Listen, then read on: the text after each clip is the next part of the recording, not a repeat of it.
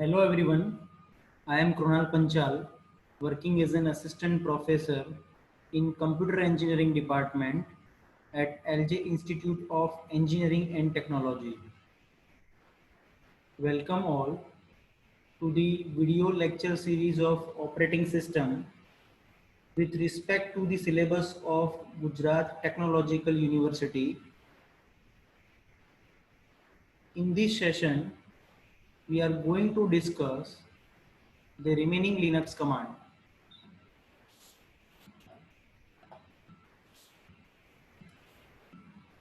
Okay, in this session, we are going to discuss ls command. Okay, so ls stands for what? List. So now we are going to discuss ls command in detail with the help of terminal. So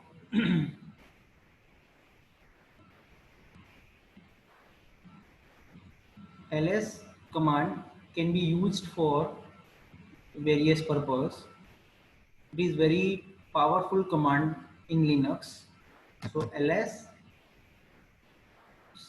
suppose if you write ls and simply press enter, it will show the list of subdirectories and list of files in existing directory. Okay, so this is one option, or you can say one option of list command. Now the second option is what other things we can do with the help of ls command. So if I want to use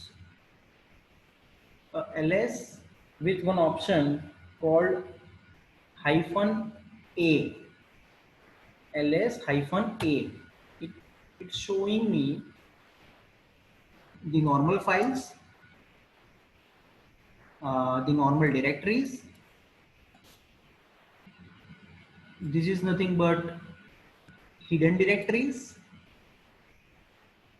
and this is nothing but hidden file.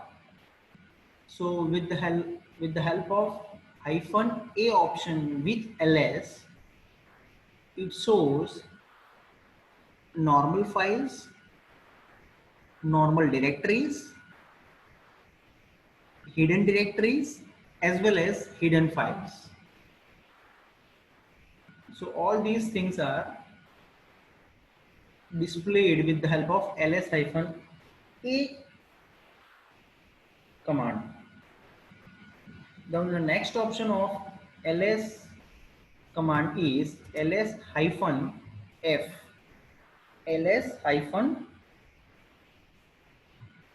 Capital F. What it shows, it displays some kind of file notations. These notations, you can see the difference. If you use -f, directory shows with slash.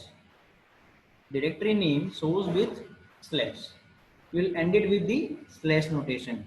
So whenever you find a slash, it means what? It is nothing but a directory. And whenever you do not find any slash, okay, it means this is nothing but ordinary file, or you can say normal file. Okay, so this is the second option with ls command. Now the next one is ls hyphen I. ls hyphen I. It means I stands for index, or you can say inode. Inode value. I stands for inode value.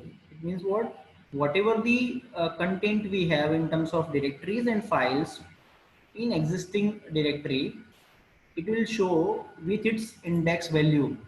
With its index value. This is the index of file 1. This is the index of file 1.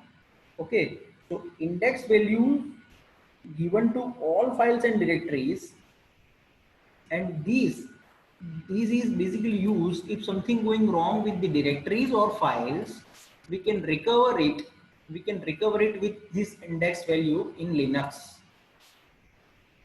Okay, if something going wrong with any file or directory, we can recover that file or directory with the help of this index value.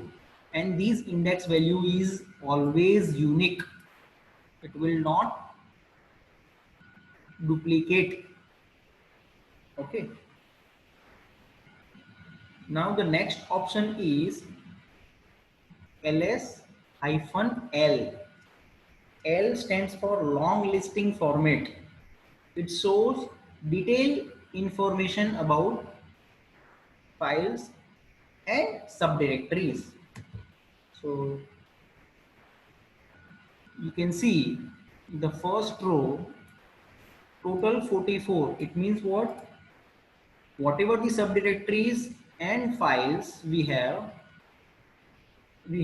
in this directory, it contains total 44 blocks are there. It means what? Total 44 blocks are assigned for these directories and files. Okay. Now the next option is, if you see the second line, the first character D is nothing but, D stands for directory. D stands for directory. It means what? This is the information regarding directory. So what is this information? I will tell you one by one. But whenever you find first letter as D, it means what? These all are directories. These all are directories. Okay. And whenever you find, hyphen as a first letter, it means what? That is nothing but a normal file, or we can say ordinary file. Okay. Now, what about the remaining letters? So this is nothing but file permissions. This is nothing but file permission. The first letter denotes which type of file you have. Second, this set of characters denotes what? File permissions. Then the next one is what? This is nothing but number of links to the file. Number of links to the file. Okay. Then the next one is, next information denotes owner of the file. The next one is group of the file. Okay. Or group of the directory. If you are talking about it if this is a directory, so this is nothing but owner of that directory. And the next one is what? This is nothing but a group of the directory, and this one is nothing but the number of bytes in the directory. 4096 is what? Number of bytes in the directory. Okay. The next information is what? This information denotes what? Month when you created the file or directory. Month when you created the file or directory. Then this one is nothing but date when you created this file or directory. Okay. And this is nothing but time you created a file or directory. And the last column information denotes the directory name. This is nothing but, desktop is nothing but directory name. Okay. If you're talking about this file, this is nothing but file name, program1.sh. Okay. Now let me clear this console. Now the next option is ls-1, means whatever the subdirectories and files we have, it will be displayed in the list form. It will be displayed in the list form like this. Okay, with the help of these options. The next option is ls space asterisk a. Asterisk a means what? If you fetch some specific information, like say for example, if you fetch only those files or directories who ends with h, So you can write like this: ls space asterisk h means what? It will fetch the files or directory names from the existing directory which ends with h, ends with h. Okay, so it shows this six information, six files information which ends with h. Okay. So suppose one more option we have, suppose cat is basically used to create a file, cat then space asterisk. If I'm using this command, it shows all file contents on the output console. It shows all files contained, whatever the files we have, it contains whatever the value or information, it will be displayed. It will display all these information. Okay, so cat space star. Okay, the next command is copy command, cp. Next one is what? The copy command, cp. Copy copy through, with the help of cp command, we can do the copy paste operation. So there are two ways through which we can use copy command. The first one is what? Copy operation can be performed within the same directory, and the second one is what? Copy operation would be performed between two directories. Okay, so let us discuss first copy operation performed within the same directory. Suppose, so for that I need to go to one directory, say for example directory 1, okay, which contains two files. Okay, and if I want to do a copy paste operation in within this directory 1, so what I will do, I will use this cp command, cp space, say for example file 1 space, this is nothing but a source file, okay, and file 3. So whatever the information is available in file 1, that will be copied in the file 3 once this command is successfully executed. Okay, so just press enter. So this command is successfully executed. Now we can fire ls. So this file 3 is created. Okay, and content of that file is same as file 1. So say for example, if you want to see the content of file 3, that is welcome, and the same content should be there in file 1. So cat space file 1, both both are having same content, so it means what? The copy paste operation is successfully performed. Okay, now the next operation is what? The copy paste operation between two different directories. So let us uh, see the content of this directory first. So it contains three files. Now I need to copy this file 3 from this directory 1 to some other directory.